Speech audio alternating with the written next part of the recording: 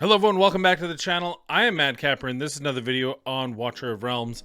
Today we have an update and we want to talk about the update, and I also want to go into the April preview because combined I think there's some of the most impactful and welcoming changes, I would say, in the game. So first let's talk about what's going to go on in this update, the announcement. The number one thing here is crazy, and about Raid Shadow Legends took 4 years to do this, 3.5 years to do this, to figure out that when you dilute the pool, the impact of a 10x becomes less and less. Every champion you add reduces the opportunity to get the banner champion. It took a long time, probably too long, probably impactful or negligible at this point on that game, but it seems like Watchers is just showing up their playbook and looking at the playbook of Raid and going, okay, so how can we change this? And this is how. They've already are doing it. They are going to have 15-time drop rates and special summoning events. New gear dungeon arrives as well. So there's the new gear sets are coming soon as well. There's building your defense in the arena. Building an actual defense arena instead of just using whatever you used on your offense. Immortal Codex is getting an upgrade with a new boss gallery and display of the most deployed heroes. So let's talk about this. First of all, the summoning pool. It's been noted that with the continuous release of legendary heroes, the chance of summoning rate up heroes in the original special summoning events, the 10x events, has been affected. To improve Commander's summoning experience, we decided to enhance the drop rates of rate up heroes in special summoning events from 10x to 15x.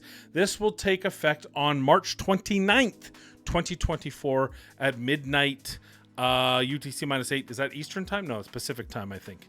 But around the March 29th, you'll figure it out. So that's a big deal. The reality is it's kind of fake, to be honest with you. Not in the way you're thinking. I'm not trying to say that, oh, it's fake, it's not really going to be helpful. It's going to be impactful, obviously. But the rate change, like the drop doesn't change, so you're still getting a small percentage chance to hit a legendary champion. That doesn't change. But when you hit a legendary champion, you're gonna have improved chance to hit the champion you're looking for in that banner, and that's a big deal. For example, I missed out on Hotset, I missed out on Arrogance.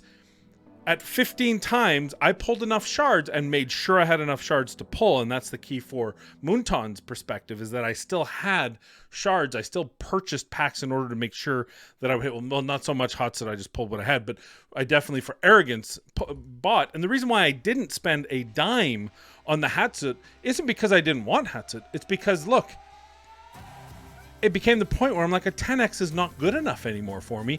I'm not going to spend. I have diamonds. Some of them from Moonton, from the creator program, some of them my own diamonds, right? My own resource piling, my own summons, right? My own summon crystals. And but I wasn't going to spend a dime more, and I didn't. And I still got Artemis. I didn't get Hotset, and that's that. And that's the way I went. But at a 15 times, would I have at least maybe spent for one pack?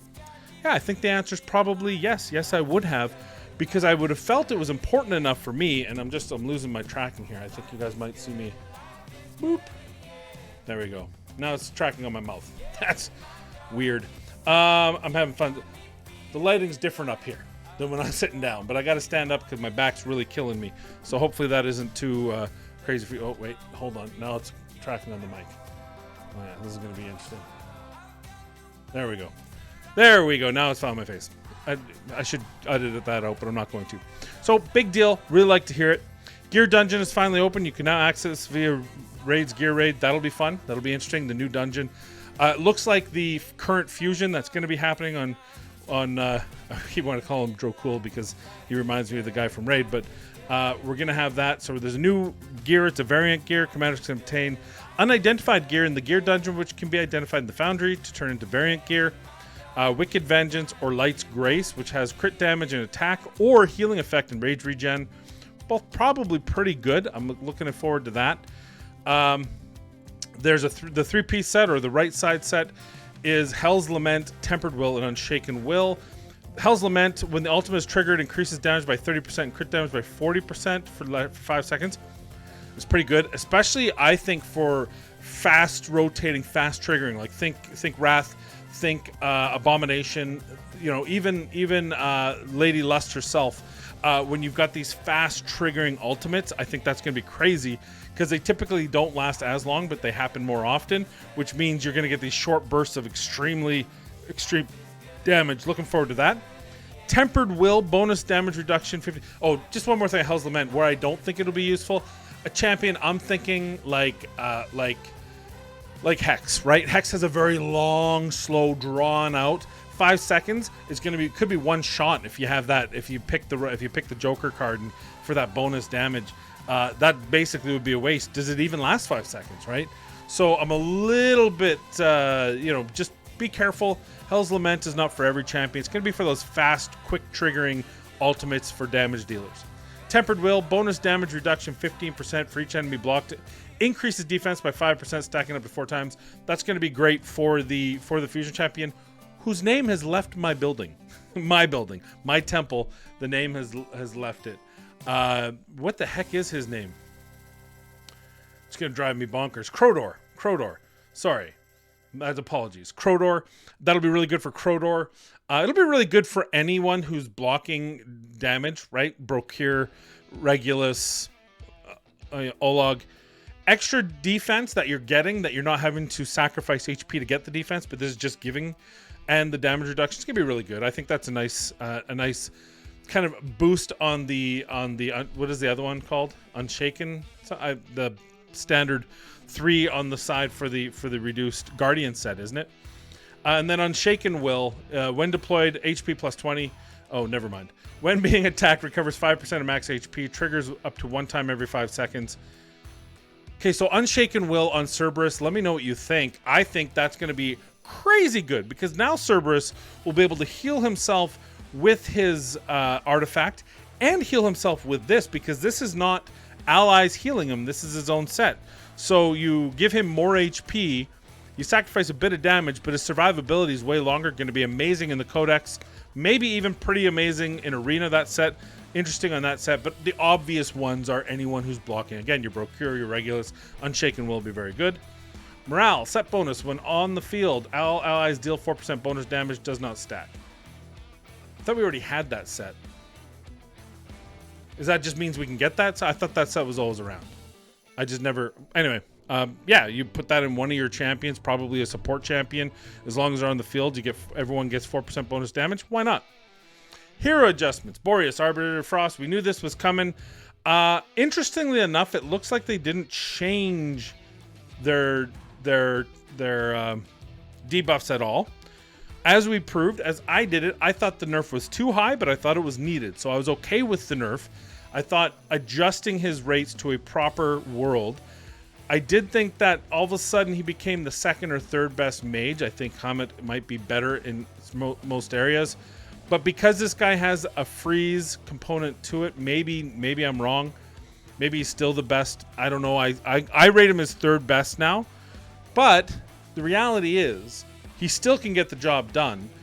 And so there we go. But if we'll read below. There's a notice on Boreas adjustments. We'll talk about that below. We don't need to go through this whole thing. We already talked about it. The changes. It doesn't look like they've changed it all from what they were originally going to do. So that's okay. Guild War. Optimize visual display of pop-ups. Optimize logic behind countdown. Optimize some Demon Soldiers video guys. Sure. Okay, now here's some others. There's some real nice gems in here. New feature, top picks. You can mark your heroes as top picks on the hero page. They'll be pinned to the top as you sort your heroes. That's just nice. If there's, for example, my best champion always at the top, Silas. He's my highest power. He's always going to be there. But say I want to sort by some other means, and I still want Silas to be at the top. Bam. Say there's other champions like Valeria, who just because of how I build her out, she's never going to be in that top row, but I want her to be readily accessible. I can pin her. So I like that idea that you can pin some of your champions up to the top. That's a nice little, just an added quality of life. Better identify your friends by adding remarks. Whatever, I guess. Introduce auto fight feature to the challenge stages and heroes visit. Oh, just because then you don't have to watch it? Okay, no, I'm good with that. I assume because you have the auto fight feature, you also have the background, so you don't have to watch it. I like that idea. And you can save what you did the last time, because every time I go into one of those challenges, I forget what I did the last time. So, no, that's pretty good. Added an in-game mouse pointer for Windows version, I guess. Introduced Forge and Identify. That's part of the whole thing for the Foundry. Random loot items, Sanguine, Fabric, and Smoldering Skill to stages 19, 20, 21 of Gear Raid 1, 2, and 3. Optimization. Visual display of exclusive artifact icons. Nice. Optimized visual display of pop-ups for gear purchases. Okay. Optimized display of the raid entrance page. I don't know. We'll have to see what that looks like. Summoning rewards. Void Rift by reducing the defense of Shadowkeeper in hard elite mode. Well, I already beat hard in elite mode, but I guess for people that aren't as incredibly talented as me. Emotes can now be used in chat of friends recent. Okay. Added access to video guides for certain heroes. Sure. Fixed a bug where you cannot slide gear list properly after enhancing and selling gear. That's a good fix. Fixed a bug where the BP colors of monsters appeared abnormal in the Void Rift. Well, that's good too. Whatever. They're optimizations. They're probably just things that they noticed, fixed, and added to this list. I think the big thing is, right, we have that new gear raid. We have the Foundry. We have all that kind of cool stuff. And we have the top picks is nice to have. Obviously, the big deal is going to come up in the Boreas adjustments. And, of course, the 15X, which I think is one of the most impactful things for this company to do. They could have very easily ignored it for another year like someone else, Raid Shadow Legends, had. They didn't. They decided to get at it and get at it now. And hopefully they continue that to 20, 25 as they add a pool. Whatever number that they want it to be at, I want them to stay within that realm. We know that there's still some shenanigans going around with adjustment of individual heroes. I'm not a fan of that. I think you should have an equal opportunity for every single hero in a pool. If you want it to have a different, then visually put it in a different pool. I have no problems with that. Make legendary, super rare, lord, super rare lord. Do that if you want to. I don't like that it's just, oh, by the way, Boreas has a lower one. Oh, by the way, Hudson has a lower one. There's no reason I would know that other than people have read the game data. That I don't like. I hope at some point they decide to make a more visual and accurate... Here, I lost the... Man, this auto thing just doesn't like my hand movements, I guess. Well, whatever. Hopefully it won't be too blurry for you guys. Now, this is important. This is the second part. This is the event announcement. So this was already kind of mentioned. Boreas getting nerfed. He's too powerful, yada, yada, yada. However, as a token of our appreciation for your patience during the adjustment process, each commander will receive 300 diamonds and huge stamina potions times 4. Great. But this is more important. Resource refund. In a subsequent, which I hope is the April preview, we'll introduce a hero reset event. During the event, commanders can reset Boreas to get back all the resources invested in his development. We will also distribute a hero reset book to all commanders, which can be used to reset any hero and get back their development resources. That is amazing. If you want to swing for the fences on a hero and decide that hero didn't do what you needed it to do, you can get those resources back. Here's the deal. For me, specifically, I'll talk for mine, and you can extrapolate that to any kind of situation.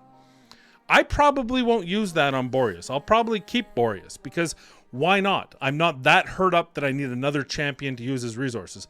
But I've spent money in this game. I've probably spent $1,000. Maybe $1,500. I'm not at 2 yet. Only because I know what my budget is every month and I've kept to it pretty closely. So I've slowed down my spending. The point being is I have the resources I need to be able to keep Boreas fully maxed out. But if I was a completely free-to-play player, a newer player, a low spend, or only had 2, say you only have 2 champions to do the job and you have Comet and he might do better for you than Boreas now post-update, then you have the opportunity to get those resources back. I like the idea of this. I like it. It's funny that they basically in the dev comments did a full smack talk, for lack of a better term. They called they singled out, whether intentionally or otherwise, obviously intentionally, they singled out Fastidious, but then they did exactly what he had mentioned, which is giving us a refund. It's not a monetary refund. It's a refund of our resources, which is exactly what they're doing. So I find that very interesting. So I do like that. Also, hero adjustments. I believe this is the same. Let me know if it's not. I don't have the original data here. It seems like it's still the same adjustments, which I thought was a little bit rough. Especially the freeze duration, because if you're trying to say, well, he's still a good freeze champion, but you've You've nerfed it by 100% from 2 to 1. That's a lot, but nonetheless, at least we have a balanced experience. And you know what? They can also they're planning to establish a player testing group for diverse feedback. We're dedicating more resources to monitor post-release influence and integrity, so that's fine. And if Boreas is too low and he's too unusable now, they'll rate him back, and I think this is a fair overall. I'm okay with it. I don't like the changes, but I know they need to happen. I believe firmly and fully that it is better for them to provide enhancements to all champions, like Cratch, those sort of things that aren't very good. But in cases of this where they clearly messed up, to own up to it, fix the champion, and move forward by giving us our resources back, so that if we decide, okay, well, now we have Boreas, let's move on to something else. And they can't do everything. They can't give you the hundreds of dollars for all the shards you pulled that you didn't get dupe copies of Boreas. There's only so much they can do, and I get that. But the reality is, if you're a whale and you could afford to +5 your Boreas, are you really that upset? Oh my God, you would have just spent that $500 somewhere else. So I'm not... I struggle saying I feel for you. Give me your money. Donate to the channel. Like, there you go. That's the only way. I will power up to a +5 if you donate. Anyway, my point being is, look, they're trying to keep everything fair, and this is the best way to do it. So let's go to the April update preview. So this is going to be coming up soon. So a new update is launching on March 25th with all new gear, new boss, and all epic heroes. This is the thing. Oh, this is this one. Sorry, I apologize. This is this one. I thought it would already happen, but okay. So there's going to be a new challenge that with 6 stages in total, stamina and dungeon keys. You're going to get new variant gear, and that's on the 27th. So the update's on the 25th. It's available on the 27th. Today's the 20th, right? Today's the 20th. You get these new things. So morale was already there. It must have just been before it was an exclusive thing. Now it's part of a dungeon, right? Let me know in the comments down below if that's right or wrong. Arena defense teams. You can start making explicit teams and test them with the training stage. I like that. We did a couple of these. Esma and Abazu we have tested and played around with. Jorge we did not get a chance to.